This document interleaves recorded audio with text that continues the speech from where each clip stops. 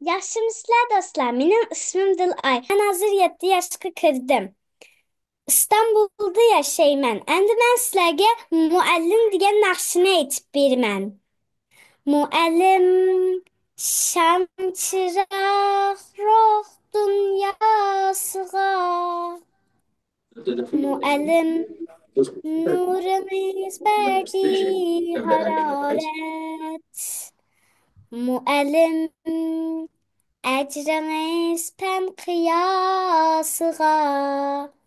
Öyle işte gülük, kudret, cesaret.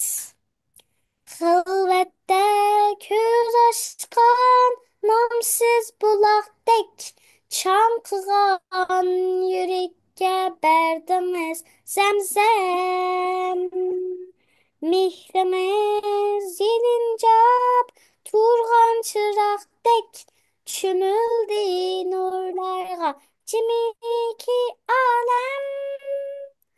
Bu alem güzellik anısışken, bu alem zalı çiliş meydani. Səbilər çiğnige sancılsatken, buldunuz müstehkem Polat Korgani. Siz müəllim, rəhmət. Endi mən sizlərə ana tilim degan nəsrini oxub verməm.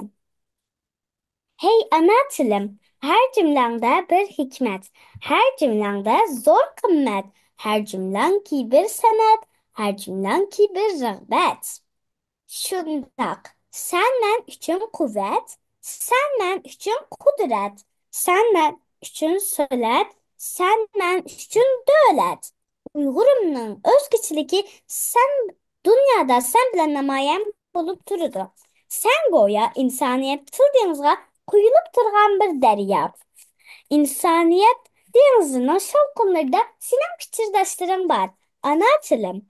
Can Gülistan'da tümenmen kuşlar nava kılıdı. Sen mi onun da özgüçü sayravatkan bir kuş. Senin sayrışından başkalar mı zuh ve behir alıdı. İnsaniyet Simfoniyası bütkül insaniyetine iştirak kılışı bilen mükemmellikке erişken. Onun da senin özgüçü yayıravatkan köyün var. Anlatırım. Sen bir gül. Her xil tilni her xil gülge oxşatqanga oxşaş, mən seni bir gülge oxşutuman.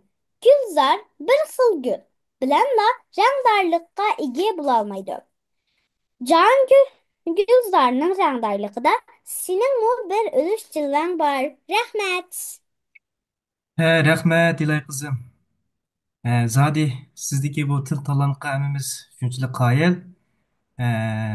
Özünüzni teximi tərəqqi qılğızın, tilingizni teximi yaxshilang, teximi tirishib buguning. Sizga ko'pdan ko'p rahmat.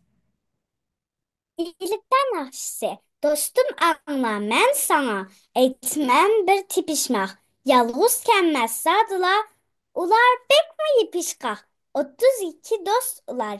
Bir-biridən ayrılmaz. Kim bilmisi ularını akıllıq bop sanalmaz. Şunçu mühim biz üçün nimə o dep qanmığın. 32 hərif o etib birey anlığın. A, E, B, P, D, R, Z, J, S, Ş, X, F, K, K, G, L, M, N, N, O, U, Ö, Ü, V, I, Y.